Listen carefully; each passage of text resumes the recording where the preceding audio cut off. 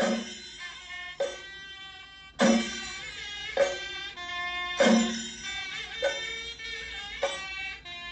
everyone, welcome back to Sports Kathi. It has been long since we did any episode on Sports Kathi, and especially an episode on football. To be frank, we actually did an ESL episode last week, but unfortunately, by the time we could edit the video, the whole thing went, upside down. So with me, I have Karan here and also Vaishakh.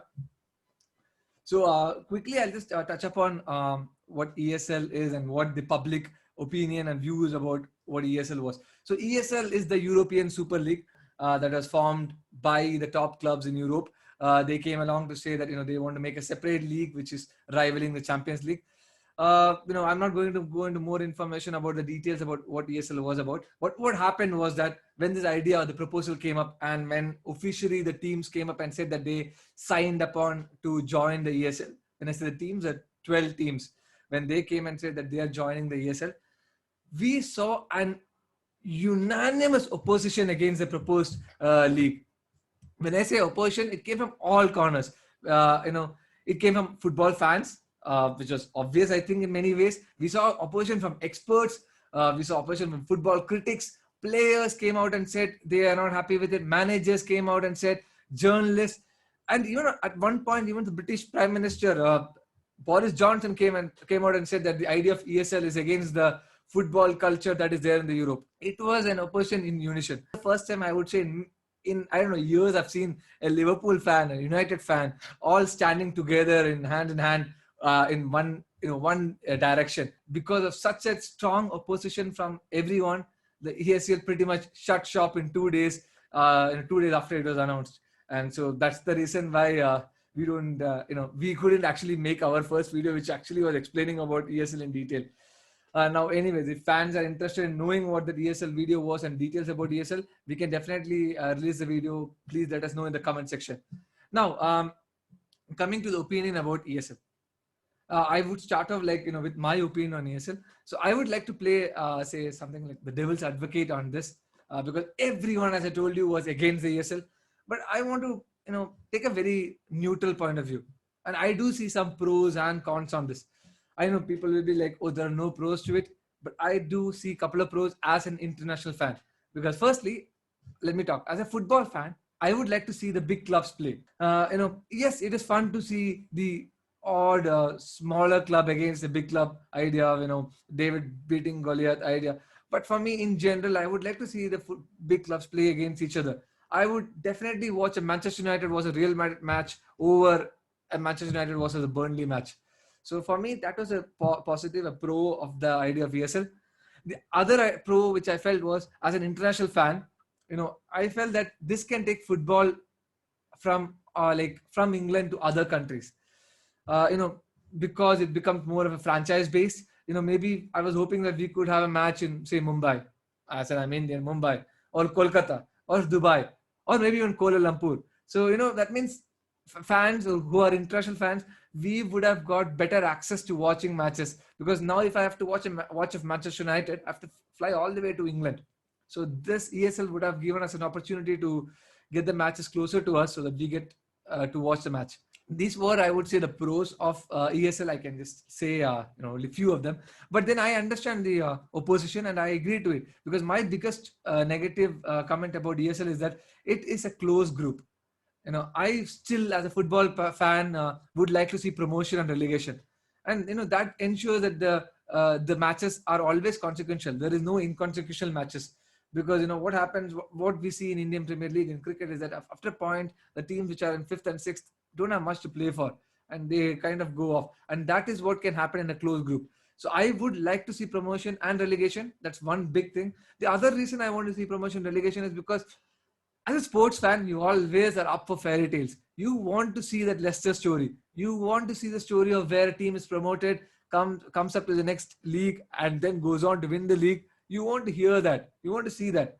And also you want to see the teams which are not performing well penalized. They get relegated. That's what they're deserving.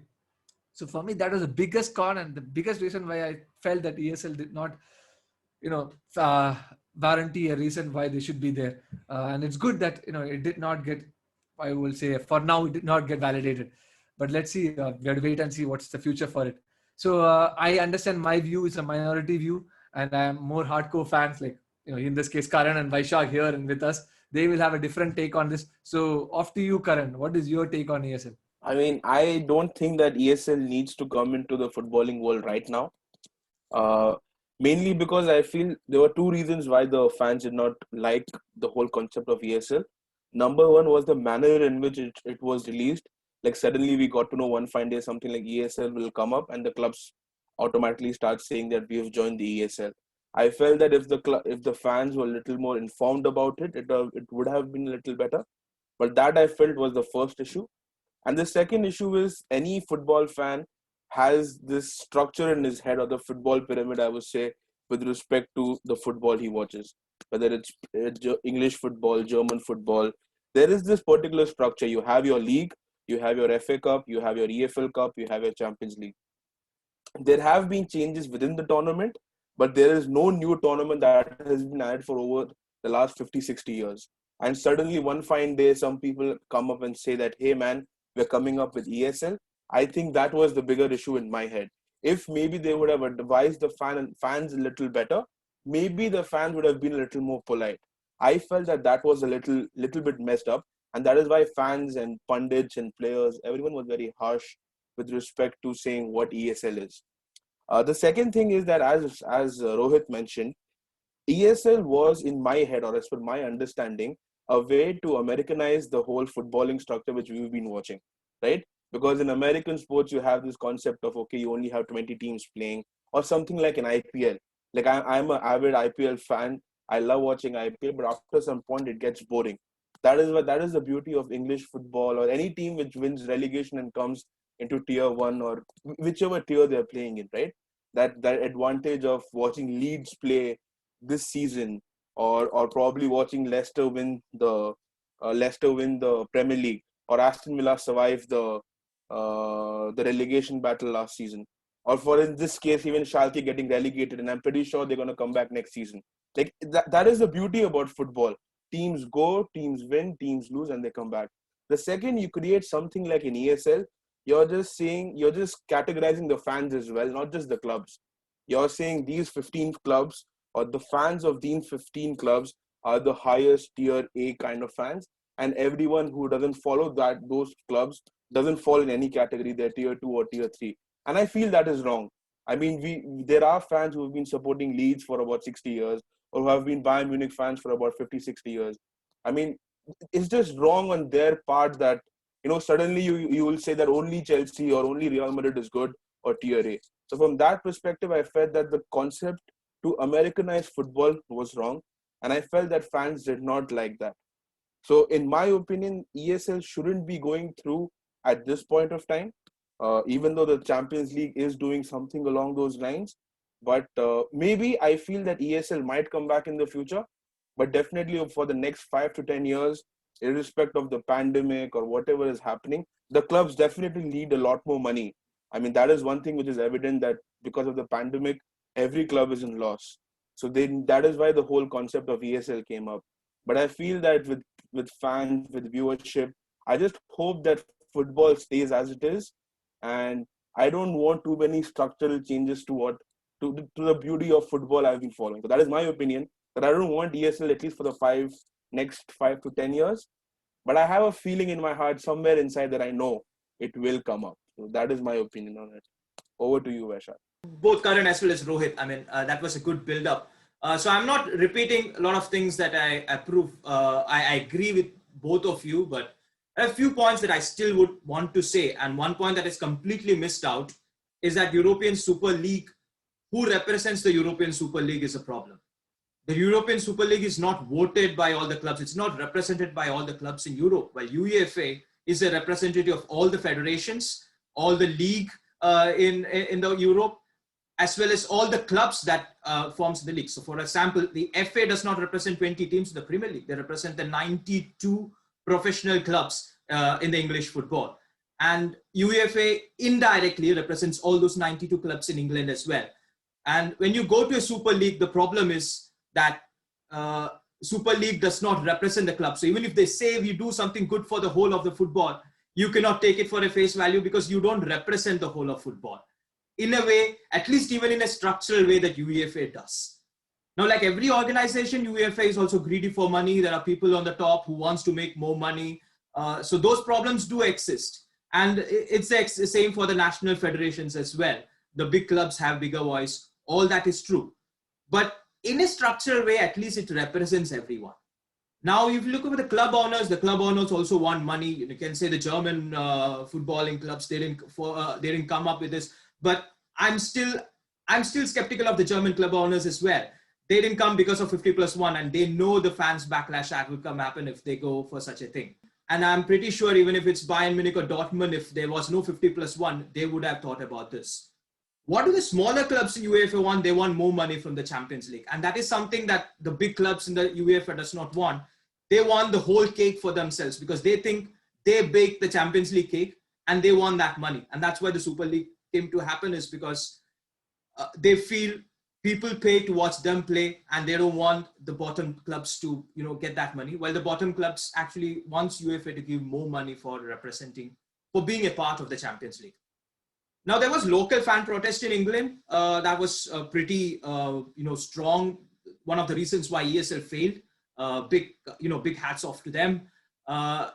You also have to look for that England is slightly moving away from the lockdown because of vaccination, while Europe is still not. So I'm not reading much into the European reactions, but I feel the reactions were slightly mixed in Italy and especially in Spain.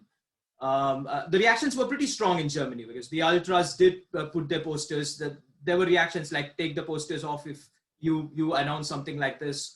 And all the German boards came out and said, the French one as well. But what puzzles me end of the day, as Rohit said, I understand that, as a fan who's not in England, who's not a local fan, what you want to watch on TV are the big teams playing against each other. I understand that. But one thing I cannot understand is the reaction that football is dead because 6 teams out of 20 Premier League don't play the Premier League next season. The football is not dead. And the most surprising fact for me is that the Premier League fans are the ones who are the most loud about the fact that Premier League is one of the most competitive leagues. Every match is important. If every match is important, 6 out of 20, I can repeat, 6 out of 20 teams should not be so important that if they go out, the Premier League becomes irrelevant. But there is this feeling, especially in Spain, because the new generation are pretty much sold on to Real Madrid and Barcelona. There are not enough of the ultra culture is not, that deep rooted in the Spanish football. And there is a feeling that, and that is why, people like Perez and the Barcelona, the new boss, I forgot the name, Laporta, if I'm right. They come forward with these kind of statements and there is no backlash from Spain. It's because there is a slight kind of a delusion Spanish fan that if Real Madrid and Barcelona don't exist, the Spanish league is useless. A reaction like that, despite the fact that the Spanish league has done pretty well in Europe, the other teams from Spain. That is something which is slightly troubling for me. And that's one of the reasons why people like Agnelli and Perez have been so loud. Now, what helped ESL to come down is also the new UCL format, where you are giving a bigger piece of cake to the bigger teams. And how that happens is that right now we had the 32-team format. We see that for the World Cup. We see that for the Champions League. It's a standard format. There are 8 groups, 4 teams in every group. What we are doing right now is that there are 36 teams instead of 32, and they are all in the same group, and everyone play a league format in a Swiss league format. And if you play chess, you might know. So what the Swiss league happens is that the first round, the strong play against the weak. It might be according to the UEFA coefficient seeding, perhaps. But after that, the winners play winners and the losers play losers, and it keeps going on. If you win 2 matches, you play the people who won the first 2 matches. If you won the first and lost the next, you will play the one who won the first and lost the second. If you lost the first and won the second, you will play the one who lost the first and won the second. And it goes on. So there is a progressive points. And it's a very good format. I love that format because One thing it does is that top clubs keep playing against each other. Top, not in the terms of most attracted by fans, because right now Arsenal, Spurs, they need not be the top clubs, but they have the most global fan base. Here, it's the top because they actually played good. They won the matches, and that's why they're good. So those teams play against each other a lot in this format. And another thing is that the small clubs who come to represent the Champions League, they have more matches. Till now, they had only 6 matches. The group stages, they don't qualify, they're out. Right now, they have 10 matches. So it is, in a way, it appeases the big clubs and appeases the small clubs, the new UCL format. So how this goes on is that the top 8 qualifies to the knockout stage, and the 9 to 24 plays a playoff. The 9 to 16 is seeded, 7 to 24 is unseeded. They play against each other, and a 2-legged playoff, and the one who qualifies, this top 8 and the top 8 who qualified from the playoff, they go on as the current UCL format, the round of 16 quarterfinals, semifinals, all 2-legged and 1-legged final. So what happens is that till now there were 13 matches, and right now there are 18 matches, and including playoff 20 Champions League matches. So the number of matches have increased a lot, and that is a problem. These extra fixtures, they have been, people like Pep Guardiola already complaining about extra fixtures. Gundogan did a huge, open criticism of UEFA that they have actually expressed their displeasure. My take on this is that the top 6 leagues, they have been having too much of football. English Premier League is just, if you take, for example, there are 20 teams. There is an FA Cup, and then there is an EFL Cup, which is there in only very few countries. And the EFL Cup has 4 or 5 rounds, and some of the cups have 2-legged matches in some leagues. So these kind of matches, you need to step down, you need to cut it down, or maybe the Premier League need to reduce 20 to 16. And what happens if you reduce 20 to 16? That you have 3 relegation spots, you have 4 spots for the Champions League, maybe 1 more spot, which I will explain. There is a legacy spot, and then there are 2 or 3 spots for the Europa League. There is 1 spot for a new competition that they are coming up with, Conference League. All the 16 spots, after the 16 spot, at least 11 or 12 spots are actually competed. And so the whole table is very interesting, that every position in the table is so important. Now, just to touch upon the 4 new teams that come into, according to the format, one of the slot is reserved for a team with the highest UEFA coefficient. So, for example, Liverpool right now, they are 6th or 7th in the UEFA coefficients. And if they don't finish in the top 4, if the new format is placed for the next season, they are into the Champions League. So the champions from the bottom leagues in the world, like the Norwegian, the Romanian leagues, they play a qualifying round before getting into the Champions League. And the teams that don't qualify into the Champions League, the top 2 teams, not in terms of their individual UEFA coefficients, the top 2 teams, the 2 teams from the top 2 leagues, according to the UEFA coefficient, qualify into the Champions League. And 1 spot is reserved for the 5th league, which right now is France. But there is a chance that right now there is no competition for Portugal or something, but there is a chance that the 5th league could be, the Beneliga, which is a joint venture that is planned between Belgium and Netherlands. If they join together, there is a chance that they can become the 5th league. But right now, let's say the France is given 1 more extra spot out of the 36. So it would be happier if the big clubs are not given so much of the cake, like that 1 spot reserved for the club coefficient is given to a non-top 5 club or a non-top 10 club. But it's okay. Let's give that extra cake to some teams like Liverpool or Arsenal, who just don't qualify for the Champions League, but still get a chance to play the Champions League because of the European performance. We can walk away with that 1 league, but this is the kind of reason why European Super League failed, because the big clubs are happy. But what worries me is the things like Perez has gone onto the television and said, he said there's so many, so many young people, they don't prefer to watch 90 minutes of football, which is kind of ridiculous thing to say. But yet someone like Perez has the audacity to go and say it, just troubles me a bit. What cool down ESL right now, as I said, is this Champions League format and the 50+1 maybe, or the PSG being involved in the Qatar World Cup. If this comes back again after 2022, maybe PSG is involved in this Super Cups. So even though it is laughable when you say what Perez has said, but when you combine everything that is surrounding this, these are like the club owners who don't respect the fans, like Perez and Nieli, the American owners, the American investment coming from right now it was JP Morgan, if I'm right, who backed this, or and then the TV watching audience that's streamable, like the Netflixes, the Amazon Primes. If all this combines, what I am scared of is a diluted futsal version of football with an NBA kind of timings, 4 quarters, lot of a strategic timeout, lot of breaks, lot of analysis. That is what I'm scared, that is what comes into my mind, but that's the least scary. And, because at least if that happens, I'm pretty sure most of the football fans would be ready to say with me that football is not dead. These clubs are dead. The clubs who want to go to play that diluted version is dead.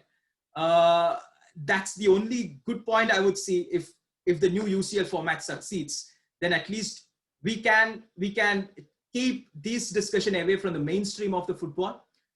But for that, the FA of all the nations the FA at least of the top 5 nations, Germany, France, Italy, Spain, and England, have to comply with the schedule and try to cut down the fixtures.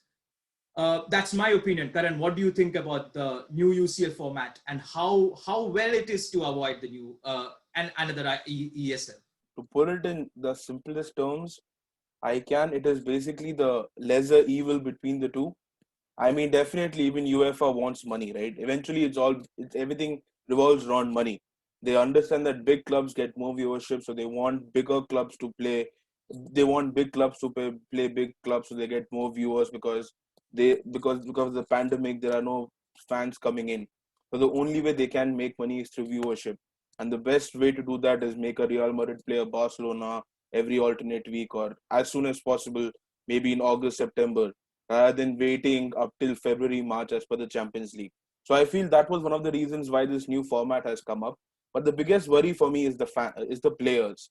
I mean, definitely as fans, we would want to watch a lot more football. I would want to watch a Chelsea play Real Madrid, probably the start of the season. But for considering the players, it's always hard. There's only so much they can play. I mean, as you said, if you're a player of the English Federation, you're already playing 4 difficult leagues. On top of that, you have your Euro qualifications, World Cup qualifications, maybe club friendlies before the season starts. So there's so many games a player can play, and that is why rotation becomes an issue. And so I feel that from a player perspective, it needs to be reduced. I mean, even this new format for players, I feel is not the right way to go ahead, considering the player fatigue. Because at some point of time, you will have bigger teams play you'll have big teams play big teams, but the superstars might not be playing. I mean, if let's say Juventus is playing Manchester United, and if you don't have Ronaldo and Bruno, there is a possibility that the viewership will go down. They will treat it like just another club friendly. That is what I feel will happen, because if players tend to play so many more games, they'll get injured more often, and they might not give in their best every game. They might be like, okay, I won't put in my 100% effort. So I feel that the new Champions League format is the lesser evil, but it's predominantly for viewership. And what the concept which Vaishakh mentioned, saying where all of these teams can come together and make it like an NBA, that will only be possible. That is possible, but I hope that the FAs and the Champions League, the UEFA and the FIFA, they all can make sure that doesn't happen. Because I feel the major reason that will happen is because a lot of these football club owners don't come from footballing backgrounds. They are purely businessmen. And for them, these clubs are nothing else but just money-making machines. And they're very well-oiled money-making machines. So I feel that these football federations can step in and make sure that all the football we watch stays the football it is, and not another NBA or a 20-minute sporting event compared to a 2-hour long advertisement. So that is my personal opinion. Over to you, Rohit. What do you think about it? I think both of you have mentioned most of the key points. I do agree with the new ECL format, which you were saying the pros and cons of it. I think what Vaishakh explained regarding the format of it, that is very, very clear. And And I think that is the big pro of it, because we get to watch big matches. I think you rightly mentioned Vaishakh, and Karan, you rightly mentioned the fatigue part that comes into it is a negative part of it. One point I wanted to mention, and I forgot to say that, is that the new UCL format, in a way, if we cut down, the FAs try to cut down, the big leagues try to cut down their matches, and they try to play more of the Champions League. What it also intends to do is what UEFA is supposed to do, is to spread the money to Europe. So that is taking the money, using the English teams, use that money and try to spread that money into the European football and get more money flow into the European football. So in a way, though this is not, they don't actually intend to do it, the final effect of it is that it will help to develop football all over in Europe. That's just one point that I wanted to add. So as Vaishakh again pointed out, there are more pros and there are more pros in this new UCL format, but obvious cons, as Karan mentioned, about the fatigue. There's a whole idea of teams which are having good what is the term for that? Good historical performances in Champions League. It is actually based on UEFA coefficient. They say legacy route, but one spot. I don't want to go in more detail about UCL point. I want to conclude the video because it's been already a long one.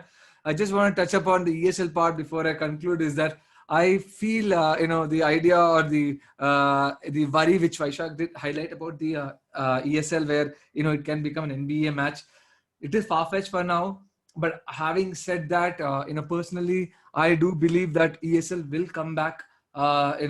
Maybe not in the format or the format which they came up today with or now with, but rather, now they've learned the mistake, they'll know what the fans have come across and opposed. And as what Karan mentioned, that if they can start feeding in this information that there is a possibility of ESL coming in, and if they can structure it better based on the feedbacks now, I do see ESL coming back, because eventually these clubs want to make money, and given the situation we are in, these owners will want to ensure that their business continues. So for that, they will come with ideas which will be more towards the ESL, but I do not think it'll go as drastic as what Vaishakh mentioned of where it becomes an NBA. Maybe if that happens, that's nightmare, and I think that will eventually again have backlashes. So don't worry. Anyways, this video has been long, as I mentioned earlier. So to our fans here, we can keep going about the pros and cons and what can happen, what the hypothetical situations can be, etc., etc. But what do you guys think about the ESL proposal, about the ESL format? What do you guys think about the UCL format, which was the new UCL format? What do you think? Where do you see football going in the coming years? So do let us know all these things, in the comment section, and do also let us know whether you want to see the ESL video which we had made earlier.